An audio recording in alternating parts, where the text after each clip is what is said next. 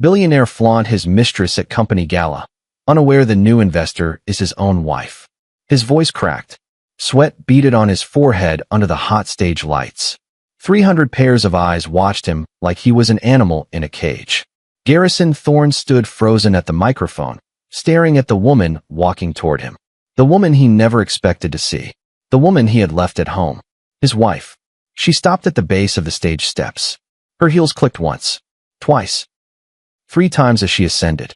She wore a suit that looked like it cost more than his car. Her hair was pulled back so tight it could have been a weapon. And her eyes. God, her eyes were cold enough to freeze his blood. She reached for the microphone. He pulled it back. What are you doing here, Bellamy?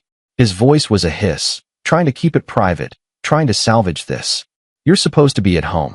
This is a business event. You don't belong here. She smiled. It was not a kind smile. Oh, Garrison. She said his name like it tasted bad. I belong here more than anyone in this room. The crowd murmured. Confused whispers rippled through the ballroom like a wave. He leaned closer, desperation creeping into his voice. Whatever you think you're doing, stop. You're embarrassing yourself. You're embarrassing me. Just go home, and we'll talk about this later. She took the microphone from his hand. He was too stunned to resist. Bellamy turned to face the audience. Good evening, everyone. My name is Bellamy Rose Cordell, though you may know me better as B.R. Cordell, founder and principal of Cordell Capital. The ballroom exploded. Gasps, shouts, chair scraping, journalists lunging for their phones. Garrison's world tilted. No, that's not possible. You're my wife. You don't even understand what I do. You organize charity luncheons. You read books. You don't run a billion-dollar company. She turned to him. For billion, actually. His knees buckled. And Garrison? The investment you've been so desperate for? The $300 million you thought would save your sinking company? She paused. Her smile widened. It was never coming. What? He whispered. I'm not here to invest in you. She leaned in close, so only he could hear. I'm here to destroy you. But to understand how we got to this moment, this beautiful, perfect moment of poetic justice, we need to rewind. Because this story, it didn't start tonight. It started 10 years ago, with a notebook, a betrayal, and a woman who decided that revenge is a dish best served cold. Very, very cold. So let me ask you something. Have you ever trusted someone completely, only to discover they saw you as nothing? Have you ever been so underestimated that people forgot you even had a brain?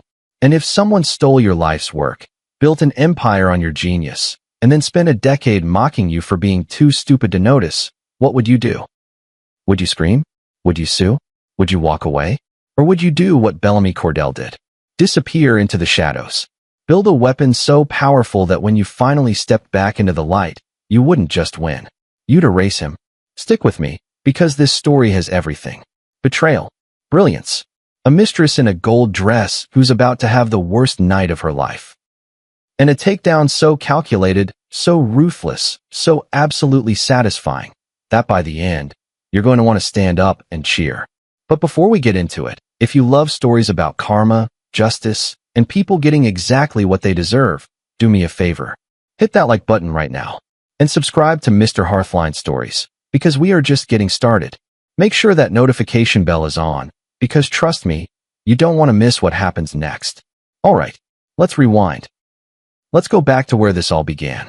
The Grandshire Hotel ballroom was a temple built for the worship of money. Crystal chandeliers the size of small cars hung from ceilings so high they could have housed angels. The marble floors were so polished you could see your reflection, and if you were one of the 300 guests here tonight, you liked what you saw. Tuxedos that cost $5,000. Gowns that would make a runway model weep. Champagne that was older than most of the waitstaff. This was the annual Thorne Dynamics Gala, the event of the season, the place where the elite came to see and be seen, to make deals and break competitors, to smile with veneered teeth and sharpen knives behind their backs. And at the center of it all, holding court like a king on a throne, was Garrison Thorne. He was 43, but he wore it well. Tall, broad-shouldered, with just enough silver in his dark hair to look distinguished instead of old. His tuxedo was custom, tailored in Milan by a man who had dressed presidents. His cufflinks were platinum. His watch was a limited edition Patek Philippe that cost more than most people's houses. His smile was the kind that had closed 1,000 deals and broken 100 hearts. He stood near the center of the ballroom, surrounded by a crowd of admirers, investors, journalists, CEOs who wanted a piece of whatever magic he was selling. And on his arm, like a trophy he had won, was Gemma Lake. She was 28, a full 15 years younger than Garrison. She had the kind of beauty that stopped traffic. Long legs poured into a dress the color of molten gold that clung to every curve and left very little to the imagination. Her honey blonde hair fell in perfect waves down her bare back. Her lips were painted red. Her laugh was bright and musical, but her eyes were sharp, calculating. She looked at Garrison like he was the only man in the room. She touched his arm when she laughed. She whispered in his ear. She played her role perfectly, because that's what this was. A role. Gemma Lake was not Garrison Thorne's wife. She was his mistress. Garrison's actual wife, Bellamy, was at home. He had told her this morning over coffee that the gala would be too intense for her. Too much business talk. Too many tech investors droning on about logistics models and market disruption. He had smiled that indulgent smile he always used with her and patted her hand. Why don't you have a relaxing night, sweetheart? Maybe catch up on your book club reading. Order some takeout. I'll be home late. And Bellamy, sweet, soft-spoken Bellamy, had smiled back and said, "Of course, Garrison. You know best." He did know best. He always had. A waiter appeared with a tray of champagne. Garrison took 2 glasses and handed one to Gemma. "To the future," he said, raising his glass. She clinked hers against his. "To us." They drank. The champagne was perfect. Everything tonight was perfect. Because tonight was the night that Garrison Thorne ascended to the next level. Tonight, he was meeting with representatives from Cordell Capital, one of the most powerful and mysterious private equity firms in the country. They were about to inject $300 million into Thorne Dynamics. $300 million. With that kind of capital, he would be untouchable. He could expand into new markets, buy out his competitors, finally silence the board members who had been questioning his spending. He would be a king. No, a god. Gemma leaned close, her perfume wrapping around him. "Are you nervous?" "Nervous?" Garrison laughed. "Baby, I was born for this. This is my night." "And her?" Gemma's voice dropped. "Your wife?" Garrison waved a dismissive hand. "Bellamy doesn't even know what Thorne Dynamics does. I've tried to explain it to her. Predictive AI logistics, supply chain optimization." Her eyes glaze over. "She thinks I work with computers. That's it. Just computers." Gemma smiled, but there was something predatory in it. "Poor thing. She has no idea what she has. She never did." Garrison's voice was casual, careless. "That's why after tonight, after I lock this deal, I'm finally going to do it. I'm going to tell her I want a divorce." Gemma's eyes lit up. "Really? Really?" He pulled her closer. "You and I can stop hiding. I'll set her up with something, enough to keep her comfortable. She'll probably be relieved, honestly. She never wanted this life anyway." What Garrison didn't know, what he couldn't have known because he had never bothered to really look at his wife, was that every word he just said was being recorded, not by some tabloid journalist or vengeful rival, but by the security system in the ballroom. A security system that had been quietly upgraded 3 months ago. A security system that was owned and operated by a company called Cordell Security Solutions, a subsidiary of Cordell Capital, which was owned by his wife. But we're getting ahead of ourselves. Garrison drained his champagne and checked his watch. The Cordell Capital representatives were supposed to arrive at 8:30. It was 8:15. He had 15 minutes to work the room, shake the right hands, remind everyone why he was the most important man here.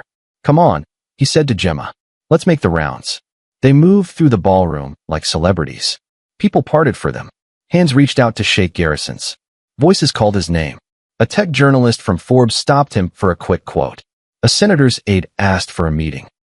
A venture capitalist slapped him on the back and said, "You brilliant bastard, you've done it again." Garrison soaked it all in. This was his element. This was where he belonged. What he didn't see, because he was too busy looking at his own reflection in the eyes of his admirers, was the woman standing in the shadows near the service entrance. She wore a simple black dress. Her dark hair was pulled back in a loose bun. She had a tablet in her hands and an earpiece in her ear. She looked like event staff. Forgettable. Invisible. Her name was Harriet Voss. She was not event staff. She was the head of acquisitions for Cordell Capital, and she was watching Garrison Thorne the way a hawk watches a rabbit. In her ear, a voice crackled. Status? Harriet spoke quietly into a microphone hidden in her collar. Target is mobile, accompanied by secondary target, Gemma Lake. Confidence level is high. Arrogance level is higher. The voice in her ear was cool, calm, and female. Good. Is everything in place? Security team is ours. Cameras are live. Evidence files are compiled.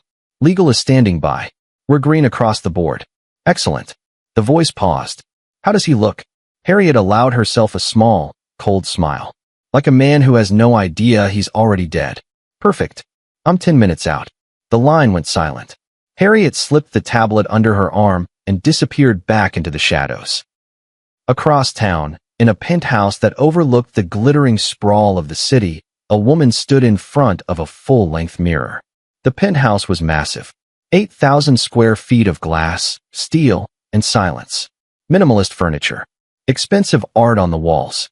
Floor-to-ceiling windows that made you feel like you were floating above the world. This was the home Bellamy Thorne shared with her husband. Though shared was a generous word, Garrison barely noticed her. He lived in the gym, the office, the car. She lived in the spaces he didn't care about. Like the small office at the end of the hall. He called it her hobby room. She called it her war room. Bellamy stood in front of the mirror now, but she wasn't in the penthouse anymore. She was in the office. The door was locked. The blinds were drawn. And she was no longer wearing the soft cashmere lounge set she'd had on when Garrison left this morning. She was wearing armor. A suit. Midnight blue, so dark it was almost black. Tailored to perfection. Sharp lines. No softness. The jacket fit like it had been built around her.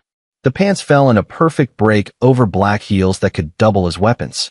Her hair, usually worn loose and soft around her shoulders, was pulled back into a bun so tight and sleek it looked like it had been painted on. She wore no jewelry except for one piece. A signet ring on her right hand. Heavy. Gold. Engraved with a single letter. C. For Cordell. Bellamy stared at her reflection. She barely recognized herself. The woman in the mirror was not the woman Garrison Thorne had left at home. That woman was soft. Quiet.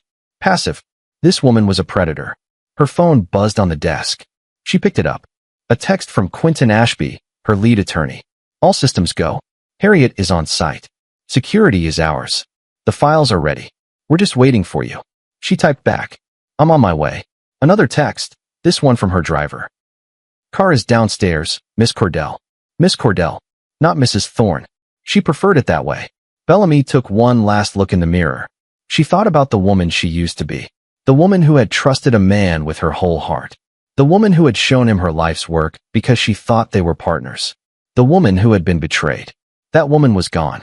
In her place stood Bellamy Rose Cordell, founder of Cordell Capital, for $1 billion in assets under management. One of the most feared and respected investors in the country. A ghost. A phantom. No one knew her face. No one knew her name. Until tonight. Tonight, the phantom became real. And Garrison Thorne's entire world was about to burn. She grabbed her bag, a sleek leather portfolio, and walked out of the office. The hallway was long and silent. Her heels clicked against the hardwood like a countdown. She passed the living room where she and Garrison used to have coffee in the mornings, back when he still pretended to care. She passed the kitchen where she had cooked dinners he never came home to eat. She walked out the front door and didn't look back. The elevator ride down from the penthouse took 45 seconds. She counted every one. When the doors opened, her driver was waiting. He was a tall man in a crisp black suit, ex-military, the kind of person who could kill you with a ballpoint pen and make it look like an accident. Good evening, Miss Cordell. Good evening, Thomas. He opened the door to the Blacktown car. She slid into the back seat. The leather was cool against her skin. The cabin smelled like new money. Thomas got into the driver's seat. The Grandshire Hotel? Yes. He pulled into traffic. The city slid past outside the window. Lights. Buildings. People living their small, ordinary lives. She used to be one of them. Now she was something else. Her phone buzzed again. This time it was a call. She answered. Bellamy Cordell. The voice on the other end was clipped and professional. Miss Cordell, this is Robert Chin from our media relations team. Just confirming, you're prepared for the exposure tonight? Once you reveal yourself as B.R. Cordell, the press will be relentless. I'm prepared. And you're certain you want to proceed? Once this is done, there's no going back. Bellamy looked out the window. The city lights blurred into streaks. There was never any going back, Robert. Not after what he did. Understood. We'll have a press team standing by.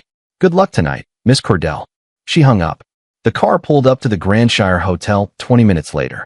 The entrance was chaos. Red carpet. Velvet ropes. Photographers shouting. Valets running.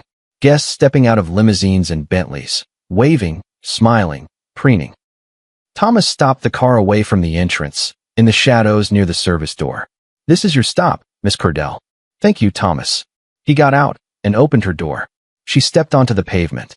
The night air was cool. She could hear the commotion at the front entrance, but back here, it was quiet. Harriet Voss appeared from the service door.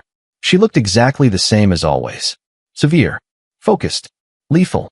Miss Cordell. Harriet. They shook hands. Is he inside? Bellamy asked. Center of the ballroom. Holding court. The mistress is with him. He's been drinking champagne and telling anyone who'll listen how brilliant he is. Bellamy's jaw tightened. How does he look? Harriet smiled. Like a man on top of the world. Good. Bellamy straightened her jacket. Let's knock him off. They walked through the service entrance, down a hallway lined with catering staff and event coordinators who didn't give them a second glance. Harriet led her to a private room just off the main ballroom. Inside, Quentin Ashby was waiting.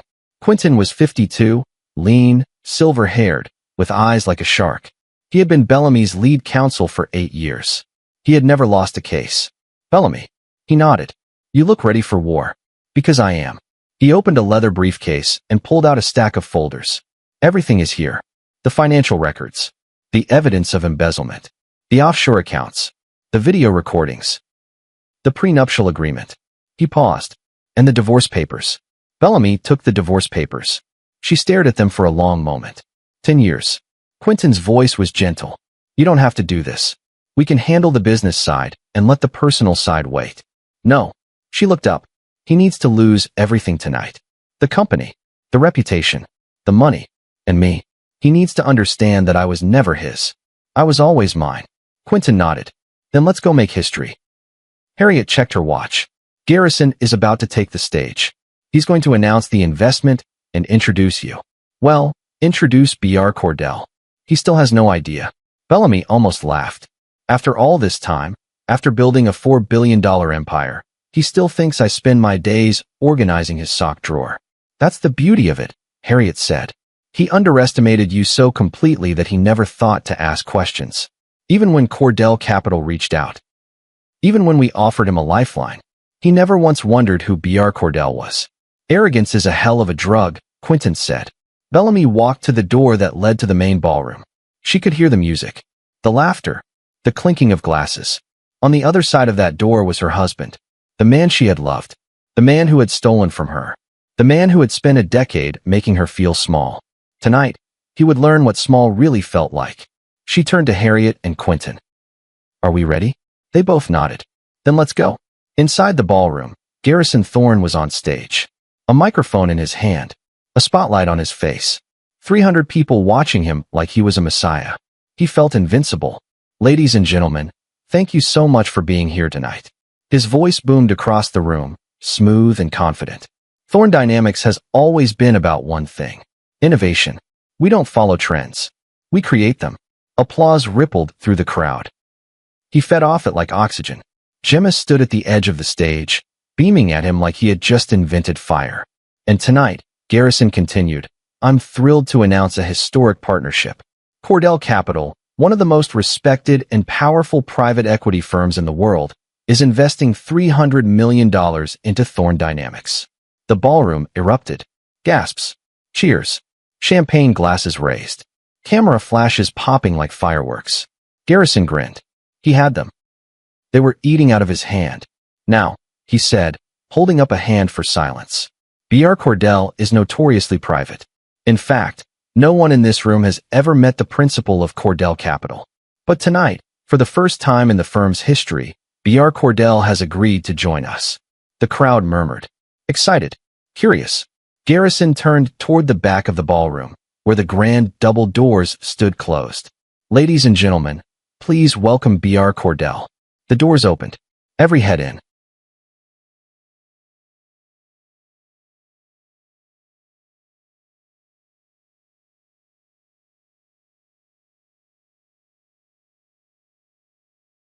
The ballroom turned.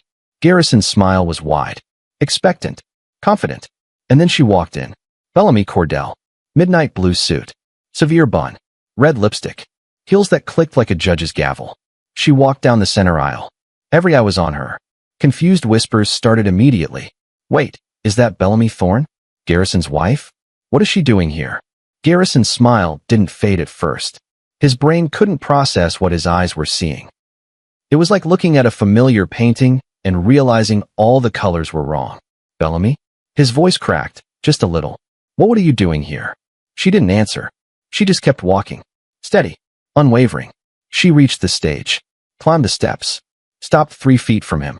Up close, under the lights, he could see that this was not his wife. Not the woman he knew. This woman was a stranger. Hello, Garrison, she said. Her voice was calm. Cold. He grabbed her arm, trying to pull her aside, away from the microphone. What the hell are you doing? You're supposed to be at home. This is embarrassing. Just go, and we'll talk later. She looked down at his hand on her arm, then back up at his face. Let go of me. Something in her voice made him obey.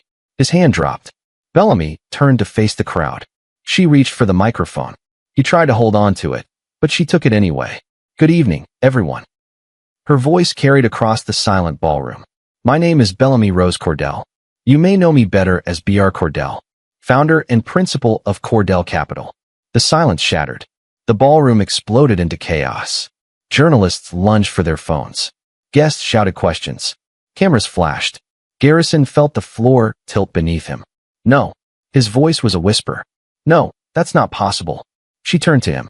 For $1 billion, Garrison. That's what Cordell Capital is worth. For $1 billion. Built from the $50,000 inheritance you laughed at. You don't, he stammered. You can't. You're just my wife.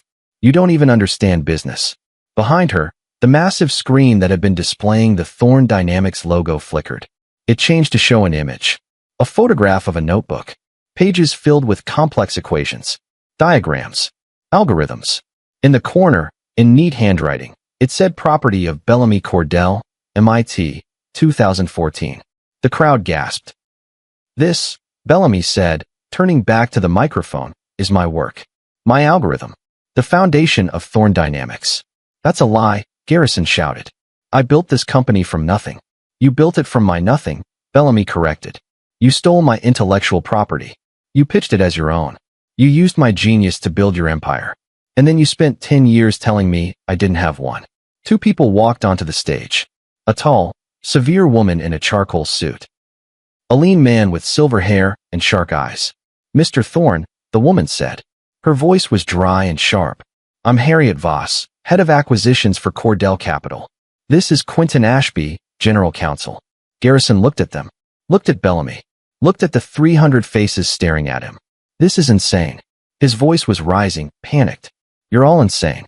This is a setup. No, Mr. Thorne, Quentin said calmly. This is an audit. The screen changed again. Now it showed financial documents. Bank statements. Wire transfers. Over the past 18 months, Harriet said, Cordell Capital has conducted extensive due diligence on Thorne Dynamics. We found significant irregularities. Irregularities? Garrison tried to laugh. It came out like a cough. Embezzlement, Harriet continued. Specifically, $12 million diverted from company funds to offshore accounts in the Cayman Islands. Accounts used to purchase luxury real estate, vehicles, and various personal expenses. Gemma, still standing at the edge of the stage, went pale. The screen changed again. Now it showed a property listing. A sleek, modern condo in West Hollywood. This property, Quentin said, was purchased 6 months ago for $1.2 million. It was expensed as a corporate retreat space. But our investigators found that it's occupied by Miss Gemma Lake. His eyes flicked to Gemma, who is, as far as we can tell, not a corporate asset. Gemma looked like she wanted the floor to open up and swallow her. Garrison's collar felt too tight. He pulled at it, gasping. You can't just come in here and accuse me. I'll sue you. I'll bury you. With what money? Bellamy asked. Her voice was almost gentle, almost pitying. Garrison, your company is insolvent. You're hemorrhaging cash. Your bridge loans are being called in 72 hours. No. He shook his head violently. No, that's not true. The Cordell investment, the $300 million, that's going to save everything. Bellamy smiled. There is no investment, Garrison. What? I'm not here to save you. She stepped closer. I'm here to destroy you. The screen changed one more time. Now it showed a video. Garrison, sitting in his office. Gemma perched on the edge of his desk. The date stamp in the corner read 3 weeks ago. Video. Garrison was laughing. She's got no idea, Bellamy. Seriously, no idea. Gemma's voice. What do you mean? I mean, the algorithm that built this whole company? It was hers. From some college project. She showed it to me years ago. I took it, cleaned it up, and pitched it as mine. And she never even figured it out. I've told the story so many times, I almost believe it myself. The ballroom was dead silent. Present-day Garrison looked like he'd been punched in the stomach. But that's taken out of context, he stammered. There's more, Bellamy said. The video continued. Video. Garrison leaned back in his chair. Once I get the Cordell money, I'm divorcing her. She'll get nothing. The prenup makes sure of that. Everything's in my name. Video. Gemma kissed him. You're so smart, baby. Video. Garrison grinned. I know. The video stopped. The real Gemma, standing on stage, looked like she was about to faint. The real Garrison couldn't speak. His mouth opened and closed like a fish. Bellamy turned to face the crowd. For 10 years, I played the role he wanted. The quiet wife. The woman who didn't understand his genius. But the truth is, I understood perfectly. I understood that the only way to beat a man like Garrison Thorne was to let him think he'd already won. She turned back to him. So I disappeared. I built Cordell Capital in secret. I used my maiden name. I operated through proxies. And I waited. For what? Garrison whispered. For this. She gestured to the ballroom. The cameras. The witnesses. For the moment when I could take back everything you stole. In front of everyone. Now, real quick, let me pause the story right here, because I need you to understand what just happened. Bellamy Cordell didn't just embarrass her husband. She annihilated him. In front of 300 of the most powerful people in the industry. On camera. With evidence so airtight that he can't spin it, can't deny it, can't escape it. And we're not even at the best part yet. If you're loving this, if you're Team Bellamy all the way, do me a favor right now. Drop a comment and tell me where you're watching from. Shout out your city, your country, or just say I'm with you, Mr. Hearthline. I read every single comment, and I want to know you're out there. Alright, let's get back to it, because Garrison's nightmare is just beginning. Garrison Thorne was not a man who accepted defeat. He had spent his entire adult life bending the world to his will. Charm. Manipulation. Intimidation. Whatever worked. And right now, backed into a corner, he defaulted to what he knew best. Rage. You. He pointed at Bellamy, his face red, his voice shaking. You set me up. You've been planning this. You're insane. I'm thorough, Bellamy corrected. This is illegal, he shouted. Entrapment. Fraud. I'll have you arrested. Quentin Ashby stepped forward. Mr. Thorne, everything Miss Cordell has done is entirely legal. Cordell Capital is a registered private equity firm. The due diligence we conducted is standard practice. The evidence we've compiled was obtained through legal means. You, on the other hand, she gestured to the screen, have committed multiple federal crimes. I haven't done anything wrong, Garrison snapped. The screen flickered again. This time it showed bank statements. Highlighted lines showing transfers. $12 million. Moved in small increments over 2 years. From Thorne Dynamics accounts to offshore shell companies. Then from those shell companies to personal accounts in Garrison's name. Harriet Voss spoke. These transactions, Mr. Thorne, constitute embezzlement. You diverted company funds, funds that belong to your investors and your employees, for personal use. That's not embezzlement. That's salary. Bonuses. Did your board of directors approve these bonuses? Silence. Did your shareholders? More silence. Then it's embezzlement, Harriet said simply. Garrison turned to the crowd, desperate now. You all know me. You know what I've built. This woman, my wife, she's trying to ruin me because she's jealous. She's always been jealous of my success. A voice from the crowd, one of the investors. Garrison, is it true? Did you steal her algorithm? No. Yes. I mean, it was a collaboration. We were married. What's mine is hers. What's hers is mine. Bellamy laughed. It was a cold, bitter sound. What's mine is yours. Really, Garrison? Is that why you made me sign a prenuptial agreement that specified all assets acquired individually during the marriage remain the sole property of that individual? His face went white. She pulled a document from her portfolio, held it up. You were very insistent on that clause, remember? You told me it was to protect your future earnings. You didn't want me to have any claim to Thorn Dynamics. The crowd murmured. That prenup, Bellamy continued, works both ways. Thorn Dynamics is yours. Built on stolen work, but legally yours. And Cordell Capital? She smiled. All $4 billion? That's mine. Built with my inheritance, my intelligence, my work. You have no claim to it. Garrison's legs felt weak. He grabbed the edge of the podium to steady himself. But here's the part you're really going to hate, Bellamy said. Thorn Dynamics is going bankrupt.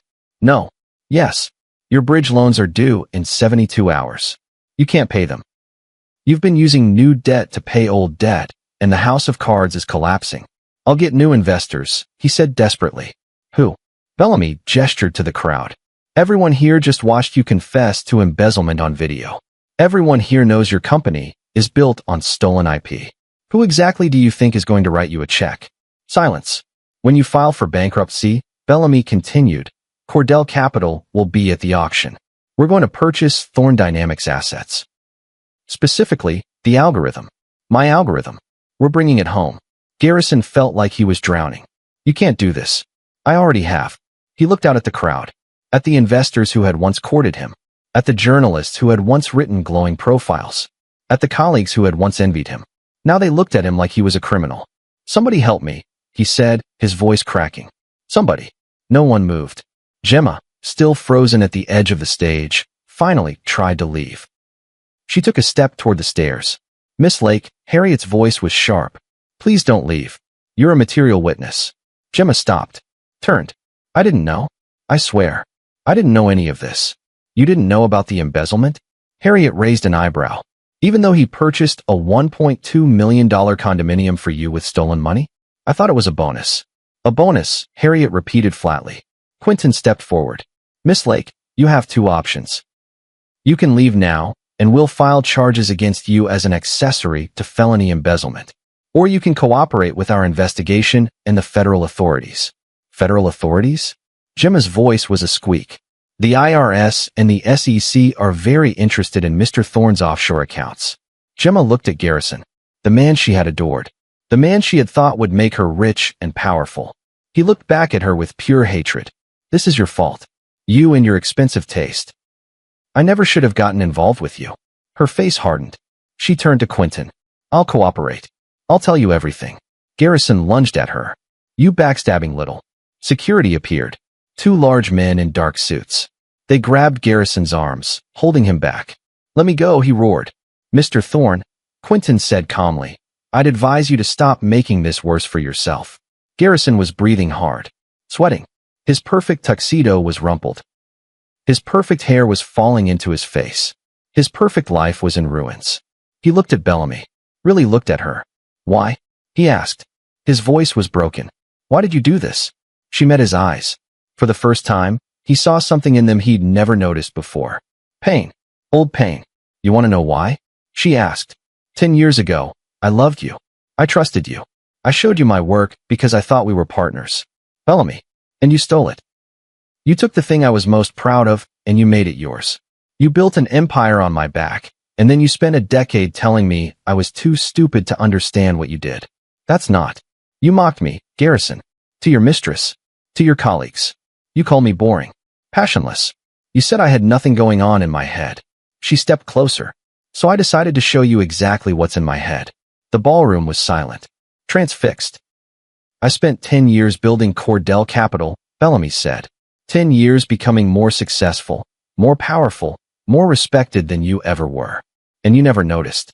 Because you never looked. You were so busy staring at your own reflection, you never saw me. I loved you, he whispered. No, you didn't. You loved what I could give you. And when you'd taken it all, you threw me away. She pulled another document from her portfolio. These are divorce papers. You'll be served officially tomorrow morning. But I wanted you to know tonight. She dropped the papers on the podium in front of him. You'll get nothing in the divorce, she continued. The prenup you designed makes sure of that. The house is mortgaged. The cars are leased. Your personal accounts are empty. When Thorn Dynamics goes bankrupt, you'll lose everything. He stared at the divorce papers. His hands shook. Everything except your debt to the IRS, Bellamy added. That, you get to keep. Garrison looked up at her. Tears were streaming down his face now. Tears of rage. Of self-pity. You're a monster, he said. No, Bellamy replied. I'm just someone who got tired of being invisible. She turned and walked off the stage. Quentin and Harriet followed her. The ballroom erupted. Journalists shouting questions. Guests talking over each other. Cameras flashing. Garrison stood alone on the stage. The spotlight still on him. But now it felt like an interrogation light. Security escorted him off the stage. Out a side door. Away from the chaos. Gemma was already gone, whisked away by Harriet and a team of lawyers. And just like that, it was over. Garrison Thorne's empire, built on stolen brilliance and propped up by lies, collapsed in the span of 20 minutes. But for Bellamy Cordell, it was just beginning. She walked out of the Grandshire Hotel through the same service entrance she'd come in. No red carpet. No photographers. Just her, Quentin, and Harriet, walking into the cool night air. Thomas was waiting with the car. How do you feel? Quentin asked. Bellamy considered the question. She thought she'd feel triumphant. Vindicated. But mostly, she just felt tired. Ask me tomorrow, she said. She got into the car. Quentin and Harriet went to their own vehicles. Thomas pulled into traffic. Bellamy looked out the window. The city lights blurred past. Her phone buzzed. A text from an unknown number. She opened it. You destroyed him. She didn't recognize the number, but she knew who it was. One of the guests. One of the witnesses. She typed back. No, I freed myself. She put the phone down and closed her eyes. Tomorrow, the press would have a field day. Tomorrow, the SEC would open their investigation. Tomorrow, Garrison's life would continue its free fall. But tonight, for the first time in 10 years, Bellamy Cordell could breathe. She had spent a decade in the shadows, invisible, underestimated, dismissed. Not anymore. Now, the world knew her name, and they would never forget it. The car ride back to the penthouse took 20 minutes, but for Bellamy, it felt like 20 seconds. Her mind was racing, replaying every moment of the night. Garrison's face when he saw her. The gasps from the crowd. The look of absolute devastation when he realized he'd been beaten by the woman he'd dismissed as nothing. She should feel satisfied. She should feel victorious. But instead, she felt hollow. Thomas pulled up to the building. Miss Cordell, we've arrived. Thank you, Thomas. She stepped out of the car. The doorman nodded at her. Good evening, Mrs. Thorne. She paused. Actually, it's Miss Cordell now. The doorman blinked, confused, but nodded. Of course. Miss Cordell. She rode the elevator up to the penthouse. The doors opened directly into the apartment. The lights were off. The space was silent and cold. This had been her prison for 10 years. A gilded cage made of glass and lies. Tomorrow, she'd start looking for a new place. Somewhere that was actually hers. Somewhere Garrison had never touched.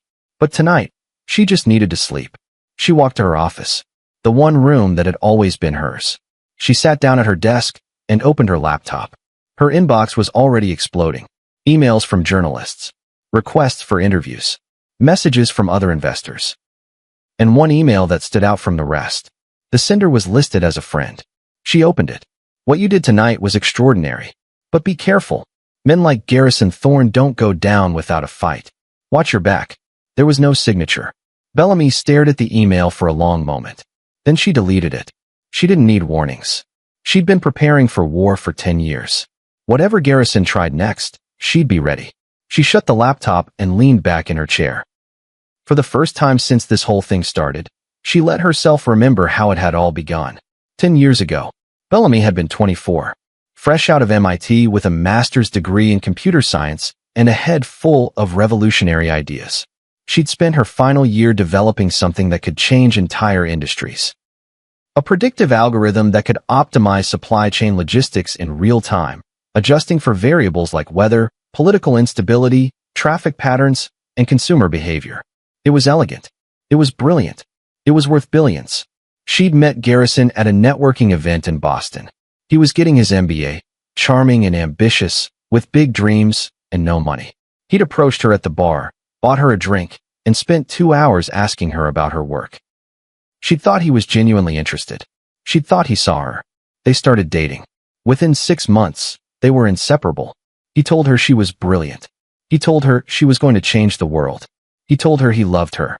And she believed him. One night, about 8 months into their relationship, they were at her apartment. She was working on her thesis, the algorithm, and he'd asked to see it. "Show me what you're working on. I want to understand." She'd hesitated. It wasn't finished. It was still rough, still needed refinement. But he'd smiled at her with those warm eyes and said, "I just want to be part of your world, Belle." So she'd shown him the notebook, the code, the entire framework. He'd looked at it for a long time. Then he'd kissed her and said, "You're going to be a legend." 2 months later, her father died. A sudden heart attack. She'd flown home to Seattle for the funeral, devastated, barely able to function. Garrison stayed in Boston. Said he had meetings he couldn't miss. She was gone for 2 weeks. When she came back, Garrison picked her up from the airport with flowers and apologies. "I'm so sorry I couldn't be there, Belle. But I have news. Good news. I think it'll cheer you up." "What news?" "I pitched a business idea to some investors. They loved it. They want to fund it. We're talking serious money. This could change our lives." She'd smiled, trying to be happy for him through her grief. "That's amazing, Garrison. What's the idea?" He'd explained it to her. A logistics company using predictive AI to optimize supply chains. Her smile had frozen. "Wait, that sounds like my algorithm." He'd laughed. "Well, yeah. You inspired me, babe. I took your concept and built a business model around it. It's going to be huge. You took my concept?" He'd squeezed her hand. "Don't worry. Once we're married, it'll be ours together. What's mine is yours, right?" She'd felt like the ground was falling out from under her. "Garrison, that's my thesis. My work. You can't just take it." His smile had faded. "Belle, come on. Don't be like this. You showed it to me. You wanted my input. I'm just trying to make something of it. You weren't going to do anything with it anyway. You're brilliant at the theory, but you don't know business. I do." "I wasn't going to do anything with it." She'd pulled her hand away. "Garrison, I was planning to patent it. To build my own company." He'd sighed like she was being difficult. "Look, the investors already cut the check. The contracts are signed. It's done. But this is good for both of us. I'll make us rich. You'll see." She'd stared at him, really looked at him. And for the first time, she saw what he actually was. Not a partner. A thief. But what could she do? He was right. The contracts were signed. The money was in motion. If she fought him publicly, it would turn into a he said, she said situation. She had her notebooks, but he had investors who believed in him. And she was exhausted, grieving, barely holding herself together. So she'd made a choice. A calculated choice. She didn't fight him. She smiled. She congratulated him. She played the supportive girlfriend. And when he proposed 3 months later, she said yes. Everyone told her how lucky she was. Garrison Thorne was going places. He was going to be a titan of industry. And she got to be by his side. They got married in a small ceremony. Right before the wedding, his lawyer had presented her with a prenuptial agreement. "It's just a formality," Garrison had said, "to protect both of us." She'd read it carefully. The language was clear. Any assets acquired individually during the marriage would remain the sole property of that individual. He designed it to protect Thorne Dynamics from her. She'd signed it without argument. Because even then, even in the early days of her heartbreak, a plan was forming. 3 months after the wedding, her father's estate was settled. She inherited $50,000. Garrison had laughed when she told him, "That's cute, Belle. Why don't you let me invest it for you? Put it into Thorne Dynamics. We'll grow it together." "No," she'd said sweetly. "I think I'll keep it separate. Maybe dabble in the stock market. It'll be my little hobby." He'd patted her head. "Sure, babe. Whatever makes you happy." He thought she was playing. Thought she'd lose it all in a few bad trades and come crying to him. He was wrong. Bellamy had taken that $50,000 and started studying. She read everything she could about investing, venture capital, private equity. She opened accounts under her maiden name, Cordell. She made small, careful investments. And she started winning. A tech startup that went public and tripled her money. A pharmaceutical company whose drug trials she'd researched obsessively. A real estate opportunity in an up-and-coming neighborhood. Within 2 years, she'd turned 50,000 into 500,000. Within 5 years, 5 million. Within 8 years, 500 million. She operated in complete secrecy. Shell companies, offshore accounts, trusted proxies. She hired Quentin Ashby, a ruthless lawyer who asked no questions and won every case. She brought on Harriet Voss, a financial shark who could smell blood in the water from a mile away. She built an empire in the shadows while her husband built his empire in the spotlight on her stolen work. And she watched him. She watched him take credit for her genius. Watched him give TED Talks about innovation. Watched him appear on magazine covers as the next Steve Jobs. She watched him start to believe his own hype. And she watched him start to resent her. Because Garrison Thorne needed to be worshipped. And Bellamy, who knew the truth, couldn't worship him. She could only watch him with quiet, knowing eyes. It drove him crazy. He started criticizing her. Little digs at first. You're so quiet at these events, Belle. Can't you try to be more engaging? People think you're boring. Then bigger cuts. I don't know why I bother explaining my work to you. You just don't get it. And finally, the cruelest ones. Sometimes I wonder if there's anything going on in that head at all. She took it all. Absorbed it. Let him think she was too dumb to be hurt. But every insult was a nail in his coffin. Every dismissive comment was more fuel for her fire. And then, 3 years ago, Gemma Lake had walked into Thorne Dynamics as a junior marketing assistant. Bellamy had known immediately. She'd seen the way Garrison looked at Gemma, the way he laughed too loud at her jokes, the way he found excuses to work late. She'd hired a private investigator. Within a month, she had proof. Photos of them at hotels, transcripts of phone calls, bank statements showing gifts and trips. She'd compiled it all in a file, put it in a safe, and waited, because she didn't just want to catch him cheating.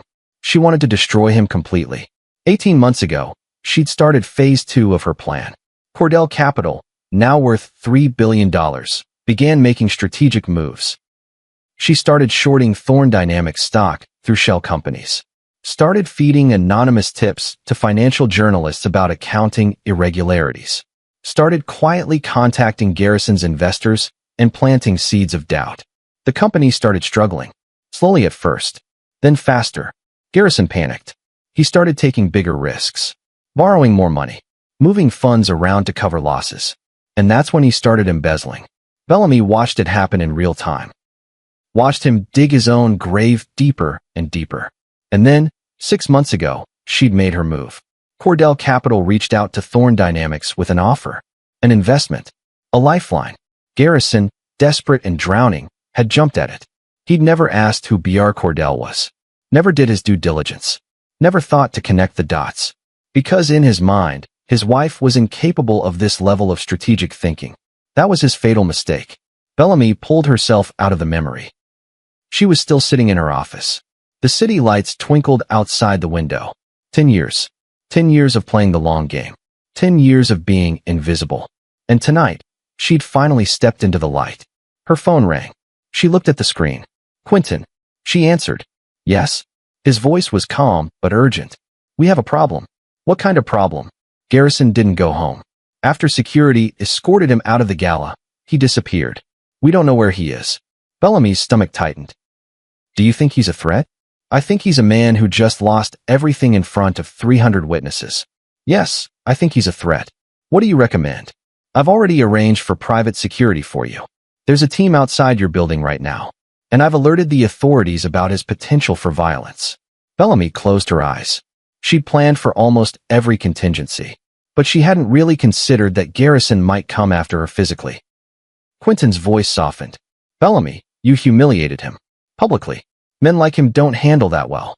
Please, just be careful. I will. Thank you, Quentin. She hung up. For the first time since this whole thing started, she felt a flicker of fear. Not fear of losing. She'd already won. Fear of what a desperate man might do. She stood up and walked through the penthouse. Checked the locks on the doors. The windows. Everything was secure. But she still felt exposed. She went to her bedroom. Changed out of her armor and into comfortable clothes. But she kept her phone close. Sleep didn't come easily. Every sound made her jump. Every creak of the building settling made her heart race. At 3 in the morning, she finally gave up. She went back to her office and started working. Emails. Contracts. Plans for the Cordell Fellowship. Work had always been her refuge. The place where she had control. At 6 in the morning, her phone rang again. Harriet this time. Good morning, Harriet said. I wanted to update you. Gemma Lake has been very cooperative. She's provided detailed records of Garrison's financial activities. The SEC is moving forward with their investigation. They'll probably issue an indictment within the week. Good. What about Garrison? Have they found him? Yes. He checked into a hotel downtown last night. He's been trying to call lawyers, but no one will take his case. The video from the gala has gone viral. He's toxic. Bellamy felt a grim satisfaction. Good. There's something else, Harriet said. Her tone shifted. The press wants a statement from you. They want an interview. Forbes, Bloomberg, the Wall Street Journal. Everyone wants to talk to the woman who took down Garrison Thorne. No interviews. Not yet. Bellamy, Harriet said carefully, you've spent 10 years hiding. The world knows who you are now. You need to control the narrative. I don't want to control it. I want to move on. You can't just drop a bomb like last night and disappear. People want to know your story. And if you don't tell it, someone else will. Bellamy sighed. She knew Harriet was right. Let me think about it. Don't think too long. The news cycle moves fast. They hung up. Bellamy stared at her computer screen. Her inbox was still exploding. Interview requests. Speaking opportunities. Book deals.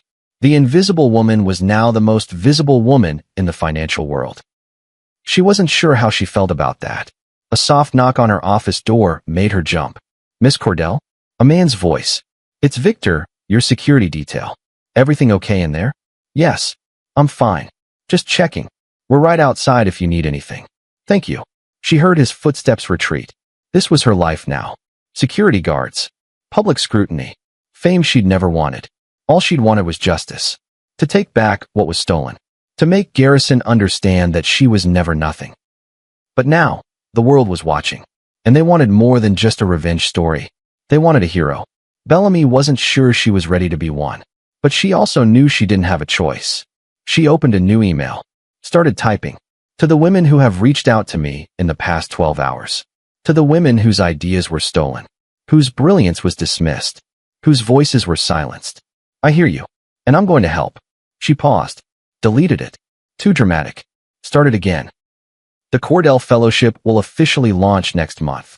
We will provide funding, legal support, and infrastructure to women in tech whose innovations have been overlooked or stolen. Applications will open on our website. No woman should have to spend 10 years in the shadows the way I did. No woman should have to choose between fighting and surviving. We're going to change that. She read it over. Nodded. Send it to Harriet. This is perfect, Harriet responded within minutes. I'll have our PR team polish it and release it this afternoon. Bellamy leaned back in her chair. The sun was starting to rise. Golden light spilled through the windows. She thought about Garrison. Alone in some hotel room. His world in ruins. His reputation destroyed. His future a prison cell. She'd done that. She'd orchestrated every move. And she didn't regret it. But she also didn't feel the triumph she'd expected. Revenge, it turned out, was a cold meal. Satisfying in the moment. Empty afterward. What she really wanted now was to build something. Something positive. Something that would outlast her. The Cordell Fellowship was just the beginning. Her phone buzzed. A text from an unknown number. You think you've won. But this isn't over. I'll make you pay for what you did. Garrison. Her breath caught. She forwarded the text to Quentin immediately. He called her within seconds. That's a threat. I'm contacting the police right now. And I'm getting a restraining order filed today. Do you think he'd actually hurt me? Bellamy asked. I think he's desperate. And desperate men do stupid things. Please, Bellamy. Stay inside. Let security do their job. I will. But even as she said it, she felt defiant. She'd spent 10 years hiding. She wasn't about to start again. She got dressed. Professional, but comfortable. She called down to Victor. I'm going out. Miss Cordell, I don't think that's wise. I have meetings. I have work. I'm not going to hide because my ex-husband is throwing a tantrum. Then we're coming with you. Fine. An hour later, Bellamy walked out of her building flanked by 2 security guards. The morning was bright and cold. People on the street stared at her. A few pulled out their phones to take pictures. She ignored them. Walked to the Blacktown car waiting at the curb. Slid into the back seat. Where to, Miss Cordell? Thomas asked. The office. Cordell Capital's headquarters was a sleek building in the financial district. 30 floors of glass and steel. Her office was on the top floor. Floor-to-ceiling windows. A view that made you feel like you were flying. She rode the elevator up. Her assistant, a sharp young woman named Lauren, was already at her desk. "Miss Cordell." Lauren stood up, eyes wide. "I didn't expect you in today." "Why wouldn't I be?" Because of everything." Lauren gestured vaguely. "The gala. The news. It's everywhere." "I know. But we have work to do." She walked into her office. Sat down at her desk. Opened her laptop. Lauren appeared in the doorway. "You have 17 meeting requests. And the phone has been ringing nonstop. Clear my schedule for this afternoon. I want to meet with the team. We're launching the Cordell Fellowship ahead of schedule." "Are you sure?" Bellamy looked up, smiled. "I've never been more sure of anything." Lauren nodded. "I'll set it up." By noon, Bellamy was in the conference room with her core team. Quentin, Harriet, her CFO, a brilliant woman named Patricia, her head of operations, Marcus. No relation to her ex-husband, thank God. She stood at the head of the table. "The Cordell Fellowship launches in 2 weeks. I want applications open by Monday. I want a vetting process in place. And I want our first cohort of fellows announced within the month." "That's ambitious," Patricia said. "I don't care. We're doing it." "What's the budget?" Marcus asked. $100 million to start." The room went silent. Patricia blinked. $100 million? "Yes." Bellamy's voice was firm. "We're going to fund 10 women in the first cohort. 10 million each. Full legal support. Business infrastructure. Mentorship. Everything they need to build their companies without interference or theft." Harriet smiled. "It's going to make headlines." "Good. Let it. Let every woman who's ever been told she's not smart enough, not business savvy enough, not CEO material, let them see that there's another way." Quentin leaned forward. "Bellamy, this is incredible. But you need to be prepared. This kind of visibility, this kind of statement, it's going to make you a target." "I'm already a target," she said. "Garrison made sure of that. So I might as well use the spotlight for something good." The team got to work. By the end of the day, the framework was in place. Application portal, vetting criteria, legal templates, everything. Bellamy worked until midnight. When she finally left the office, Victor and his team were waiting. The drive home was quiet. She stared out the window at the city. The lights. The endless motion. Somewhere out there, Garrison was plotting, scheming, trying to find a way to hurt her. But she wasn't afraid anymore. She'd spent 10 years afraid. Afraid he'd discover her plan. Afraid she'd fail. Afraid she'd never get her life back. Now, she had nothing left to fear. She'd already lost everything that mattered. Her trust. Her innocence. Her belief that love was real. What she'd gained was so much more valuable. Power. Freedom. Purpose. And the knowledge that she was capable of anything. When the car pulled up to her building, she stepped out into the cold night air. Looked up at the penthouse that had been her prison. Tomorrow, she'd start looking for a new place. Somewhere bright. Somewhere that smelled like possibility instead of regret. Tonight, she'd sleep. Really sleep. For the first time in 10 years. Because the war was over. And she'd won. Not because she'd destroyed Garrison Thorne. Anyone could destroy a man like him. He was built on lies. It was only a matter of time before he collapsed. She'd won because she'd built something real. Something that would last long after he was forgotten. She rode the elevator up. Walked into the penthouse. Locked the door behind her. Her phone buzzed one last time. Another text from Garrison. "You haven't won. This isn't over." She deleted it without responding. Because it was over. And she had won. She walked to her bedroom. Changed into pajamas. Climbed into bed.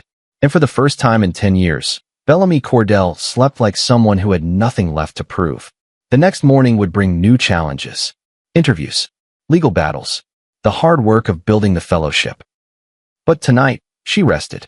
A warrior who'd finally laid down her sword. Not because the fight was finished, but because she'd become something more than a fighter. She'd become a builder. And that, she realized as sleep finally took her, was the sweetest revenge of all. 3 days after the gala, Bellamy Cordell woke up to find her face on the cover of every major business publication in the country. Forbes, The Wall Street Journal, Bloomberg, Fortune. The headlines were variations on the same theme. The Phantom Queen of Wall Street. How Bellamy Cordell built a $4 billion empire in secret. The wife who became a weapon. She sat at her kitchen counter, coffee in hand, scrolling through the articles on her tablet. Some were admiring. Others were critical. A few opinion pieces questioned whether what she'd done was ethical. One headline made her pause. Was Bellamy Cordell's takedown justice or revenge? She clicked on the article. It was written by a male columnist who seemed personally offended by her existence. While Garrison Thorne's actions were certainly questionable, one must ask whether his wife's decade-long plot to destroy him was proportional. Miss Cordell could have pursued legal remedies. Instead, she chose public humiliation and financial ruin. This speaks to a vindictive streak that should concern anyone doing business with Cordell Capital. Bellamy read it twice. Then she closed the tablet. Let them question her. Let them debate her methods. She didn't need their approval. Her phone rang. Quentin. Good morning, she answered. Have you seen the news? Yes. And nothing. People can think whatever they want. Good. Because we have bigger issues. Garrison filed a lawsuit this morning. Bellamy's stomach dropped. Against me? Against you. Against Cordell Capital. Against Harriet and me personally. He's alleging fraud, defamation, and intentional infliction of emotional distress. Bellamy laughed. It was a sharp, bitter sound. Emotional distress? He stole my life's work and he's claiming emotional distress? The lawsuit is nonsense. It won't survive a motion to dismiss. But it's going to drag things out. Keep you in the headlines. How long? Months. Maybe a year if he appeals. Bellamy closed her eyes. She'd expected this. Garrison was a fighter. He wasn't going to accept defeat gracefully. Fine, she said. Do what you need to do. There's more. The SEC has officially opened an investigation. They want to interview you. When? Next week. I'll be there with you. Okay. Bellamy, Quentin's voice was gentle. How are you holding up? Honestly, I don't know. I thought I'd feel different. Lighter, maybe. But I just feel tired. You've been fighting for 10 years. You're allowed to be tired. She appreciated that. Thank you, Quentin. Get some rest. This is just beginning. They hung up. Bellamy looked around the penthouse. The silence was oppressive. She'd been alone here for so long, but it had never bothered her before. She'd had her work, her plan, her purpose. Now, the plan was complete, and the silence felt suffocating. She grabbed her coat and called down to Victor. I'm going out. Where to, Miss Cordell? Just a walk. I need air. Victor and another guard, a woman named Rachel, accompanied her. They walked through the streets of the financial district. People recognized her. Some stared. A few pointed. One woman approached her nervously. Miss Cordell? I'm sorry to bother you, but I just wanted to say thank you. Bellamy stopped. For what? The woman was in her 30s, dressed in business casual, clutching a coffee cup. I'm a software engineer. 3 years ago, my boss took credit for a system I designed. I tried to fight it, but I got fired instead. When I saw what you did to your husband, I felt seen for the first time. So thank you. Bellamy felt something crack open in her chest. I'm sorry that happened to you. The woman smiled. Me too. But seeing you win, it gave me hope. She walked away before Bellamy could respond. Victor glanced at her. You okay? Bellamy nodded. Yeah, I think I am. They walked for another hour. 3 more women stopped her, all with similar stories, all thanking her. By the time she got back to the penthouse, something had shifted inside her. She'd spent 10 years focused on one man, one betrayal, one act of revenge. But the response to her story showed her something bigger. She wasn't alone. There were thousands of women out there who had been dismissed, stolen from, silenced. And she had the power to help them. That afternoon, she called an emergency meeting with her team. We're moving up the timeline, she announced. The Cordell Fellowship applications open tomorrow. I want the first cohort announced in 2 weeks. Patricia looked concerned. Bellamy, that's not enough time to properly vet the applications. Then we work around the clock. I don't care. We're doing this now. Why the rush? Harriet asked. Because women are reaching out. Dozens of them. Hundreds. They need help now, not in 6 months. The team exchanged glances. Then Marcus nodded. All right, let's do it. They worked through the night. By morning, the Cordell Fellowship website was live. The application was simple. Tell us your story. Tell us your idea. Tell us how you've been silenced. Within 24 hours, they received over 3,000 applications. Bellamy read every single one. A biotech researcher whose male lab partner published her cancer research under his name. A software developer whose startup co-founder pushed her out and took the company public without her. A mechanical engineer whose design was patented by her supervisor. Story after story after story. Bellamy felt rage on their behalf. But she also felt purpose. This was why she'd survived. This was why she'd fought. Not just for herself. For all of them. On day 3, she read an application that stopped her cold. The applicant's name was Faye Kellerman, 29 years old. Astrophysicist. Her story was brutal.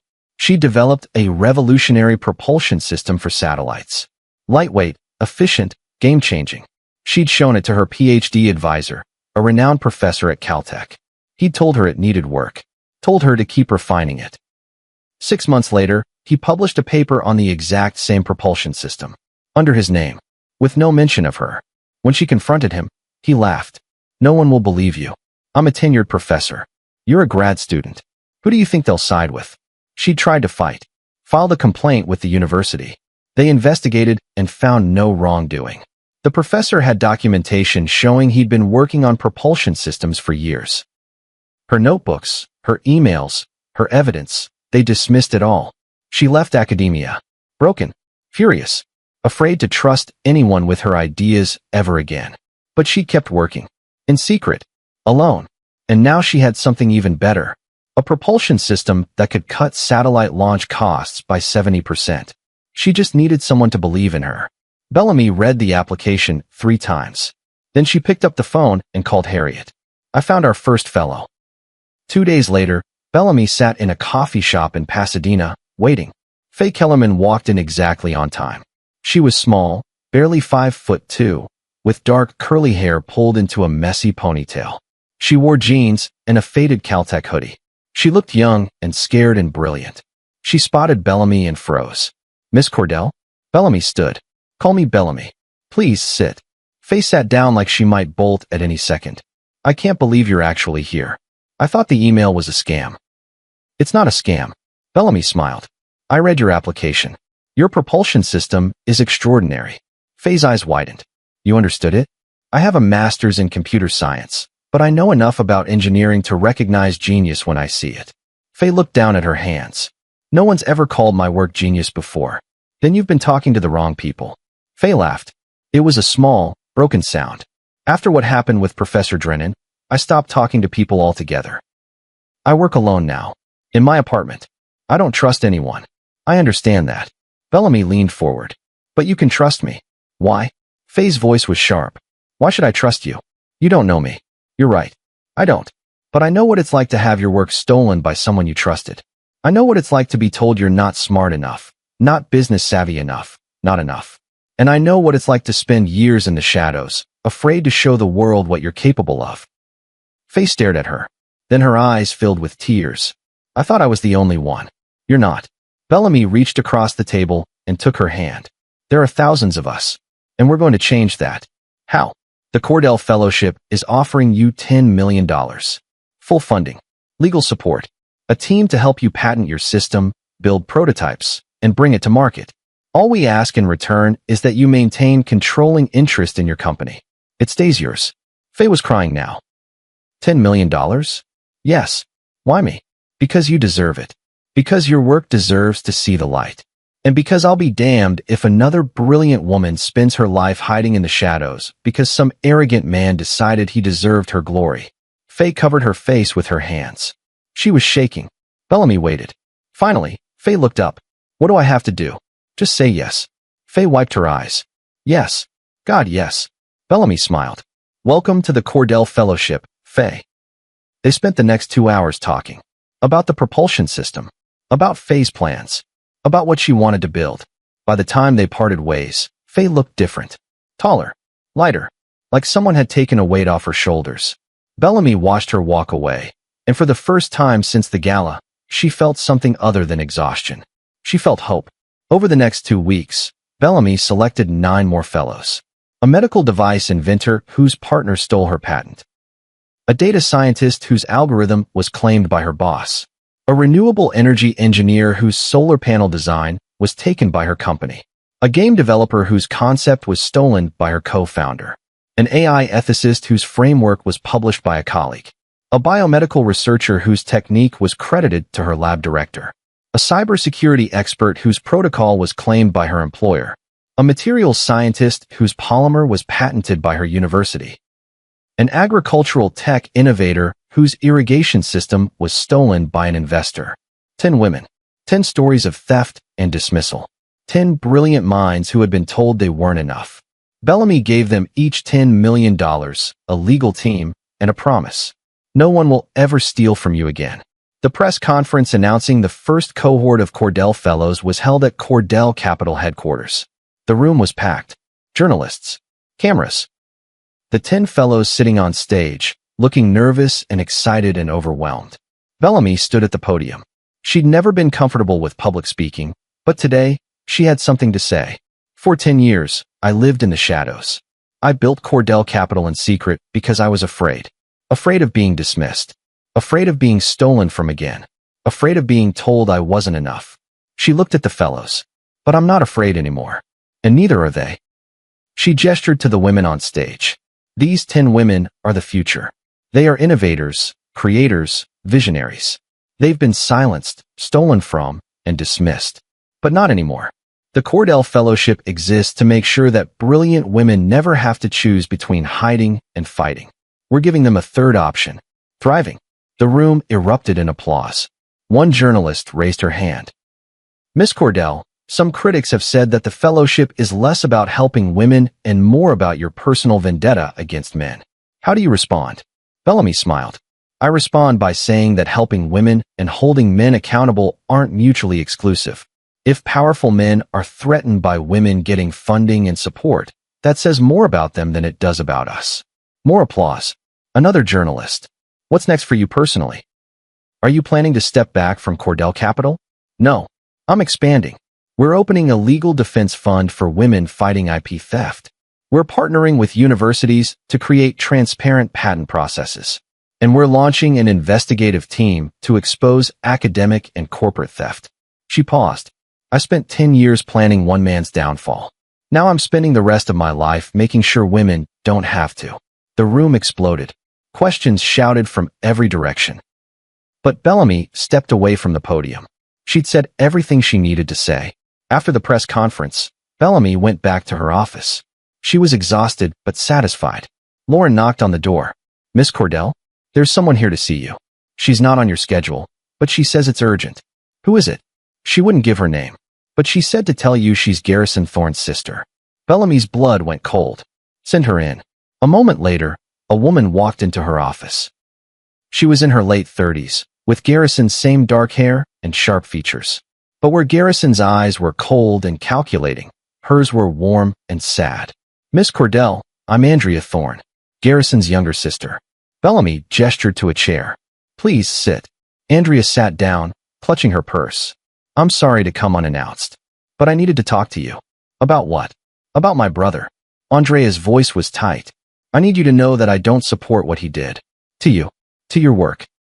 Any of it. Bellamy studied her. Okay. I've known for years that Garrison was a liar. A cheat. Our whole family knew. But we enabled him because it was easier than confronting him. Andrea looked down. I'm ashamed of that. Why are you telling me this? Because he's planning something. Andrea's eyes met Bellamy's. He called me yesterday. He was manic. Rambling. He said you destroyed his life, and he's going to make you pay. He already threatened me. I have a restraining order. I know. But Garrison doesn't care about restraining orders. He's desperate. And desperate men are dangerous. Bellamy felt a chill run down her spine. What do you think he's going to do? I don't know. But I wanted to warn you. Please, be careful. Andrea stood up, handed Bellamy a piece of paper with a phone number. If you need anything, call me. I mean it. Thank you. Andrea walked to the door. Stopped. Turned back. What you're doing with the fellowship. It's incredible. I wish I'd had the courage to stand up to him the way you did. She left before Bellamy could respond. Bellamy sat in silence for a long moment. Then she called Quentin. We need to increase security. Now. That night, Bellamy couldn't sleep. She kept thinking about Andrea's warning. Kept imagining what Garrison might be planning. At 2 a.m, she gave up and went to her office. Started working on fellowship applications. At 3, her security system alarm went off. She froze. Her heart hammering. Victor's voice crackled through the intercom. Miss Cordell, stay where you are. We have a breach on the ground floor. Bellamy grabbed her phone, dialed 911. The operator's voice was calm. 911, what's your emergency? Someone's trying to break into my building. What's your location? Bellamy gave the address. Her hands were shaking. Officers are on the way. Stay on the line with me. Bellamy heard shouting from the intercom. Victor's voice. Stop right there. I said stop. Then a voice she recognized. I just want to talk to her. Let me talk to my wife. Garrison. The operator's voice. Ma'am, do you know the intruder? Yes. It's my ex-husband. I have a restraining order against him. Stay away from the windows and doors. Help is 2 minutes away. Bellamy could hear Garrison screaming now. Bellamy. Bellamy, I know you're up there. Come down here. We need to talk. She didn't move. Didn't breathe. You ruined me, Garrison shouted. You destroyed everything. How could you do this? I loved you. Victor's voice. Sir, you need to leave. Now. I'm not leaving until she talks to me. Then we'll have a problem. Bellamy heard a scuffle, shouting, and then sirens. The police arrived in under 2 minutes. They arrested Garrison on the street outside her building. Victor called up to her. He's gone, Miss Cordell. You're safe. But Bellamy didn't feel safe. She felt hunted. The next morning, Quentin met her at the police station. They're charging him with violating the restraining order, attempted breaking and entering, and disorderly conduct. He'll go before a judge this afternoon. Will they give him bail? Probably. But the restraining order will be extended. And this incident will help us in the lawsuit. Bellamy rubbed her face. I'm so tired, Quentin. I know. But you're almost through this. The SEC interview is in 2 days. Garrison's criminal trial starts in a month. Once that's done, he'll be in prison and you can finally move on. She nodded. She wanted to believe him. The SEC interview took place in a sterile conference room in a federal building downtown. 2 agents sat across from Bellamy and Quentin. One was a middle-aged man with gray hair and tired eyes. The other was a younger woman with sharp features and sharper questions. Miss Cordell, the woman began. Can you walk us through your relationship with Thorn Dynamics? Bellamy took a breath. I had no formal relationship with Thorn Dynamics. My ex-husband, Garrison Thorn, founded the company using an algorithm I developed during my graduate studies. Did you give him permission to use this algorithm? No. He took it without my knowledge and presented it to investors as his own work. The male agent leaned forward. Why didn't you report the theft at the time? I was young, grieving my father's death. And by the time I realized what he'd done, the company was already operational. I made the decision to pursue other avenues, such as building Cordell Capital. Yes. The female agent flipped through a file. Cordell Capital engaged in shorting Thorn Dynamics stock over the past 18 months. Some might argue that constitutes market manipulation. Quentin stepped in. Cordell Capital's trades were based on legitimate financial analysis. Thorn Dynamics was over-leveraged and mismanaged. Shorting the stock was a sound investment strategy. A strategy that just happened to target your ex-husband's company? The agent's tone was skeptical. Bellamy met her eyes. I didn't short the stock to hurt Garrison. I shorted it because it was a bad investment. The fact that it happened to be his company is incidental. The interview went on for 3 hours. They asked about the offshore accounts, the embezzlement, the video evidence. Bellamy answered every question calmly, truthfully. At the end, the male agent closed his file. Miss Cordell, I want to be clear. We're not investigating you.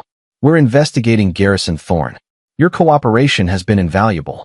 Bellamy felt a wave of relief. So I'm not in trouble? No. You're a witness. And a victim. They left the building an hour later. Quentin looked pleased. That went well. Really? Really. They believe you. And more importantly, they have everything they need to put Garrison away for a long time. How long? 10 to 15 years, if he's convicted on all counts. Bellamy stopped walking. 10 to 15 years. Yes. She should feel victorious. Instead, she just felt sad. Garrison Thorn's trial began 4 weeks later.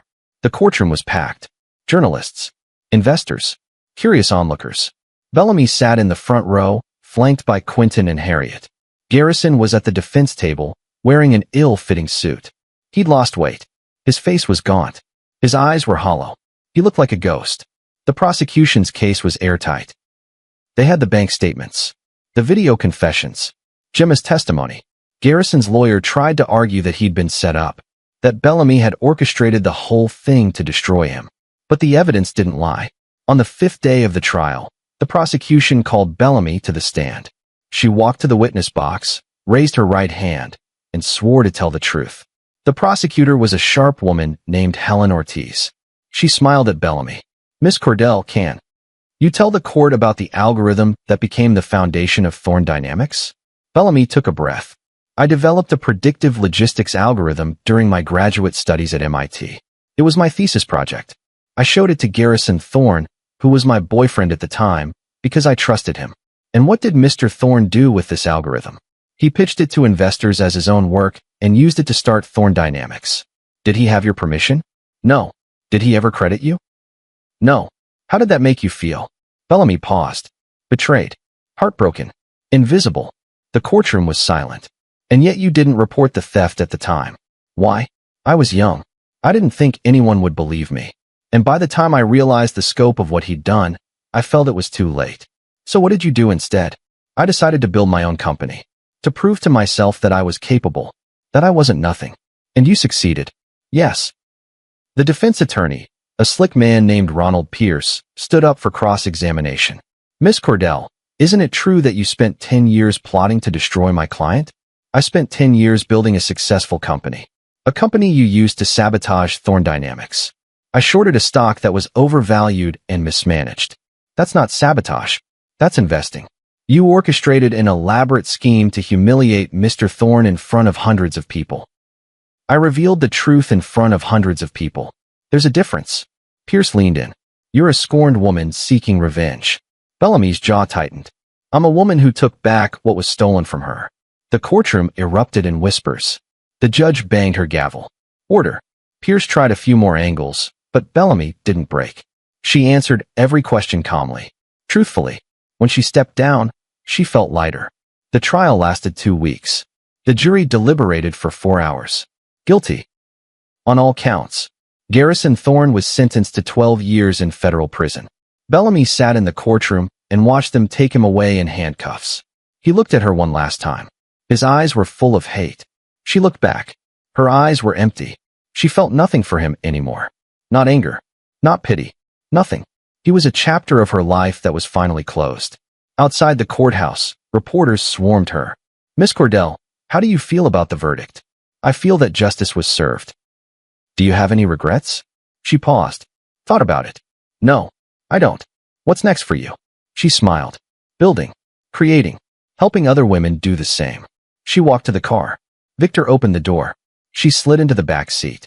As they pulled away, she looked out the window at the courthouse. At the place where Garrison Thorne's life had officially ended. And she felt free. 3 months later, Bellamy stood in a bright, modern office space in Austin, Texas. She'd left Los Angeles. Too many memories. Too much history. Austin felt like a fresh start.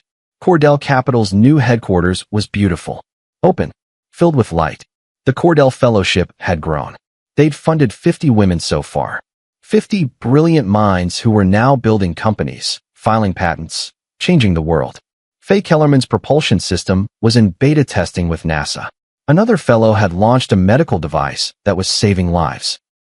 Another had started a renewable energy company that was revolutionizing solar panels. Bellamy walked through the office, greeting her team. Everyone was smiling, energized, purposeful. This was what she'd built. Not revenge, not destruction, hope. Her assistant, a young woman named Priya, appeared. "Miss Cordell, you have a visitor." "Who?" She says her name is Jordan Hale. She doesn't have an appointment, but she says it's important. Send her in. A moment later, a woman walked into Bellamy's office. She was in her mid-20s, with red hair and freckles. She looked nervous. "Miss Cordell, I'm so sorry to just show up like this. But I read about the Cordell Fellowship and I needed to meet you." Bellamy gestured to a chair. "Please sit. Tell me your story." Jordan sat down, took a breath. "I'm a composer. I write film scores. 2 years ago, I was hired to score an independent film. I poured everything into it. It was the best work I'd ever done. What happened? The director took my compositions and gave them to a male composer. Told him to clean them up. The film premiered with my music, but the other guy's name in the credits." Bellamy felt the familiar rage. "Did you fight it?" "I tried. but I'd signed a contract that gave the director creative control. I couldn't prove the work was originally mine. So I walked away. Haven't composed anything since. Why not? Because I'm afraid. Afraid it'll happen again. Bellamy leaned forward. Jordan, I can't fund you through the fellowship. Music isn't our focus. But I can connect you with lawyers who specialize in intellectual property. And I can tell you this. Don't let fear stop you from creating. The world needs your music. Jordan's eyes filled with tears. You really think so? I know so. They talked for an hour. Bellamy gave her contacts, resources, encouragement. When Jordan left, she looked different, lighter. Bellamy watched her go and smiled. This was her life now. Not destroying men who'd wronged her, but building up women who'd been wronged. It was better. So much better. That evening, Bellamy walked through a park near her new apartment. The sun was setting. The air was warm. Her phone buzzed. A text from Faye. Just got the call from NASA. They want to move forward with the propulsion system. This is happening. Thank you for believing in me. Bellamy smiled. Typed back. I always believed in you. Now go change the world. She put her phone away and kept walking. For the first time in her adult life, she wasn't planning, wasn't scheming, wasn't preparing for battle. She was just living, and it felt incredible. A woman jogged past her, stopped, turned back. Bellamy Cordell? Bellamy nodded. Yes. The woman was out of breath, but smiling. I just wanted to say thank you. I'm a software engineer. I applied to the fellowship. Didn't get in. But just knowing it exists, knowing someone is fighting for us, it gave me the courage to start my own company. That's wonderful. No, thank you. You changed my life without even knowing it. She jogged away before Bellamy could respond. Bellamy stood in the park, the sun setting behind her, and felt something she hadn't felt in a very long time. Peace. She'd spent 10 years at war. With Garrison. With herself. With the world. Now, the war was over. And she'd won. Not because she'd destroyed her enemy, but because she'd built something that would outlive him. Outlive her. The Cordell Fellowship would help thousands of women. Tens of thousands. Maybe more. That was her legacy. Not revenge. Revolution. She walked home as the stars started to appear. The night was clear. Beautiful. She thought about Garrison. Locked in a prison cell. His empire in ruins. His name a cautionary tale. She didn't feel sorry for him. But she didn't feel triumphant either. She just felt done. He was part of her past. A painful part. But just a part. Her future was something else entirely. When she got home, she made tea. Sat on her balcony. Looked out at the city. Tomorrow, she'd wake up and keep building. Keep helping. Keep creating. But tonight, she rested. A woman who had finally laid down her sword. Not because the fight was over, but because she'd realized the best way to fight wasn't with weapons. It was with hope. 6 months later, Bellamy received an email that made her pause. It was from Andrea Thorne, Garrison's sister. Dear Bellamy, I wanted to update you. Garrison is in prison, as you know. I visited him last week. He asked about you. I told him I had no idea how you were doing. He said, and I quote, tell her she won. I hope that brings you some closure. For what it's worth, I think what you're doing with the fellowship is extraordinary. You took your pain and turned it into purpose. That's true strength. Wishing you all the best, Andrea. Bellamy read the email twice. Then she archived it. She didn't need Garrison's acknowledgement. Didn't need his surrender. She'd already moved on. The Cordell Fellowship's 1-year anniversary gala was held in a beautiful venue in downtown Austin. 200 guests. 50 fellows. Investors. Journalists. Supporters. Bellamy stood at the podium, looking out at the crowd. 1 year ago, I stepped out of the shadows. I revealed a truth that I'd been hiding for a decade. That I was not the passive, quiet woman my ex-husband believed I was. I was a builder. A creator. A force. Applause. But the real revelation wasn't about me. It was about all of us. She gestured to the fellows in the audience. These women are the future. They've been dismissed, stolen from, silenced. But they refused to disappear. They kept creating, kept innovating, kept fighting. She paused. The Cordell Fellowship exists to make sure they don't have to fight alone. In the past year, we've funded 50 women. We've helped file over 100 patents. We've launched 30 companies. And we're just getting started. The room erupted in applause. Bellamy smiled. To everyone who's been told you're not enough, you are. To everyone who's been stolen from, you will rise. To everyone who's been silenced, your voice matters. Keep building. Keep creating. Keep fighting. And know that you're not alone. The applause was deafening. After the gala, Bellamy stood on the balcony of the venue, looking out at the Austin skyline. Faye joined her. Hell of a night. Yeah, Bellamy smiled. It was. A year ago, I was working alone in my apartment. Terrified. Broken. Now I have a team of 15 people and a contract with NASA. She looked at Bellamy. You did that. No, you did that. I just gave you the resources. You gave me hope. That's bigger than money. Bellamy felt her throat tighten. Thank you, Faye. They stood in comfortable silence, watching the city lights. Finally, Faye spoke. Do you ever think about him? Your ex-husband? Sometimes. Do you regret what you did? Bellamy thought about it. No. I regret trusting him in the first place. But taking him down? Building all of this? She gestured to the gala inside. No regrets. Good. Faye smiled. Because you're a hero to a lot of women. I'm not a hero. I'm just someone who got tired of being invisible. That's what makes you a hero. Faye went back inside. Bellamy stayed on the balcony a little longer. She thought about the woman she used to be. The woman who had showed Garrison her notebook because she loved him. That woman was gone. She'd been replaced by someone stronger, wiser, more careful, but also more hopeful.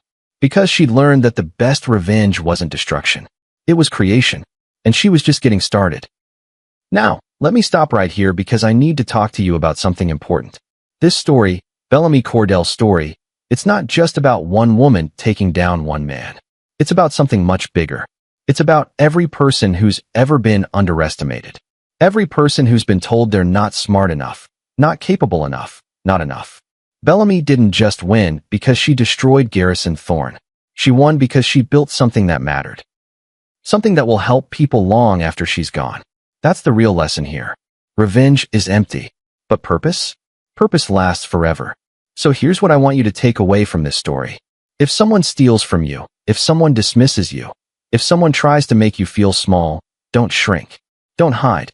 Build something so big, so bright, so undeniable that they can't ignore you. And then, keep building. Not for them, for you, and for everyone who comes after you. If this story resonated with you, if Bellamy's journey spoke to something in your soul, I need you to do something for me right now. Hit that like button. Share this video with someone who needs to hear it. Someone who's been dismissed. Someone who's been told they're not enough. Because stories like this, they change lives. And drop a comment. Tell me what you think. Was Bellamy's takedown justified? Would you have done the same thing? Or would you have handled it differently? And don't forget to tell me where you're watching from, or just say I'm with you, Mr. Hearthline. I want to hear from you. And if you haven't subscribed yet, what are you waiting for? Mr. Hearthline Stories brings you the most compelling, emotional, justice-filled tales on YouTube. We're building a community here. A community of people who believe that the underestimated ones are the ones you should fear most. So subscribe, ring that bell, and join us, because we're just getting started. Now, let me bring this story home. 2 years after the gala, 2 years after Garrison Thorne's empire fell, Bellamy Cordell sat in her office in Austin. Outside her window, the city was alive, growing, thriving, just like her. The Cordell Fellowship had expanded to 10 countries. They'd funded over 300 women, created thousands of jobs, changed countless lives. Bellamy's personal life had changed too. She'd started dating again, carefully, slowly, a kind, brilliant woman named Dr. Simone Reeves, a neuroscientist who saw Bellamy for who she really was. Not a victim, not a villain, just a woman who'd survived and decided to help others do the same. They were taking it slow, but it felt real. It felt safe. One afternoon, Priya knocked on her door. Miss Cordell, there's a call for you. It's from the federal prison in Lompoc. Bellamy's blood went cold. Garrison, do you want me to decline it? Bellamy hesitated, then shook her head. No, I'll take it. She picked up the phone. This is Bellamy Cordell. A pause. Then Garrison's voice. Thin. Tired. Bellamy. What do you want, Garrison? I wanted to apologize. She almost laughed. You wanted to apologize? Yes. I've had a lot of time to think. About what I did. What I took from you. I was wrong. I know that now. Bellamy was silent. I know you probably don't believe me, he continued. But I am sorry. For everything. Okay. Okay. That's all you have to say. What do you want me to say, Garrison? That I forgive you? That we're good now? I thought maybe we could talk. Really talk. We are talking. And I've heard everything I need to hear. Bellamy, please. I've lost everything. My company. My freedom. My life. The least you could do is. The least I could do? Bellamy's voice turned cold. Garrison, you stole my life's work. You built an empire on my genius, and then spent 10 years telling me I was stupid. You cheated on me. Mocked me. Tried to make sure I'd get nothing in the divorce. And now you want me to feel sorry for you? I just want you to understand. I understand perfectly. You're not sorry you hurt me. You're sorry you got caught. There's a difference. That's not fair. Fair. She laughed. It was a hard, bitter sound. You want to talk about fair? You're in prison for 12 years. I spent 10 years in a prison of your making. So forgive me if I don't feel like we're even. Bellamy, I loved you. No, you didn't. You loved what I could give you. And when you'd taken everything, you threw me away. That's not love. That's theft. Silence on the other end. I'm going to hang up now, Bellamy said. And I don't want you to call again. I've moved on. I suggest you do the same. She hung up before he could respond. Priya appeared in the doorway. Are you okay? Bellamy took a breath. Yeah, I am. And she meant it. Garrison was her past. A painful, ugly past. But just the past. Her future was bright. Full. Purposeful. She went back to work. That evening, she met Simone for dinner. They sat at a small Italian restaurant, sharing pasta and wine and easy conversation. How was your day? Simone asked. Interesting. Garrison called. Simone's eyes widened. What did he want? To apologize, apparently. And I told him I'd moved on. Good. Simone reached across the table and took her hand. You deserve to move on. You deserve to be happy. Bellamy smiled. I am happy. And she was. For the first time in her adult life, she wasn't defined by what had been done to her. She was defined by what she'd built. That night, lying in bed, Bellamy thought about the notebook. The one Garrison had stolen all those years ago. It was in a safe now. In a museum, actually. The Smithsonian had asked to display it as part of an exhibit on women in tech. Her algorithm. Her work. Finally recognized. It had taken 10 years. A public takedown. A trial. A prison sentence. But she'd gotten it back. Not just the algorithm. Herself. She'd spent so long being invisible, being dismissed, being nothing. Now, she was everything. And that, she thought as she drifted off to sleep, was the sweetest revenge of all. 5 years after the gala, Bellamy Cordell stood on a stage at a TED conference in Vancouver. 10,000 people in the audience. Millions watching online. She looked out at the sea of faces and smiled. My name is Bellamy Cordell, she began. And for 10 years, I was invisible. She told her story.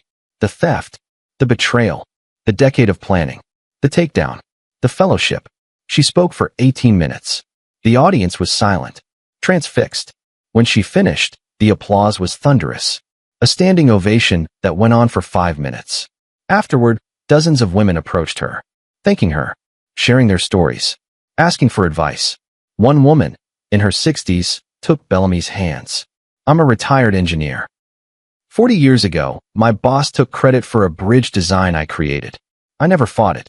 I just accepted it. But watching you fight, it healed something in me. Thank you. Bellamy hugged her. I'm so sorry that happened to you. Don't be sorry. Be proud. You're changing the world. Bellamy left the conference feeling full, grateful, purposeful. This was her life now. Speaking, teaching, helping, building. And she loved it. 10 years after the gala, Bellamy Cordell stood in a cemetery in Seattle. Her father's grave. She hadn't been here in years. But today felt like the right day. She knelt down, placed flowers on the headstone. Hi, Dad, she said softly. I'm sorry it took me so long to visit. I've been busy. She smiled. Building an empire. Just like you always said I would. The wind rustled through the trees. It felt like an answer. I took back what was stolen from me, she continued. And then I built something even bigger. Something that's helping people. I think you'd be proud. Tears rolled down her cheeks. I miss you. Every day. But I'm okay. I'm more than okay. I'm happy. She stood up, wiped her eyes. As she walked back to her car, she felt lighter. She'd spent so much of her life carrying the weight of what had been done to her. Now, she was ready to let it go. Not to forget, but to move forward. 15 years after the gala, Bellamy Cordell, now 54 years old, sat in her home office in Seattle. She'd moved back to her hometown 5 years ago. Wanted to be close to her roots.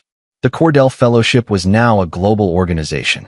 They'd funded over 2,000 women in 30 countries, created tens of thousands of jobs, changed millions of lives. Bellamy had stepped back from day-to-day operations.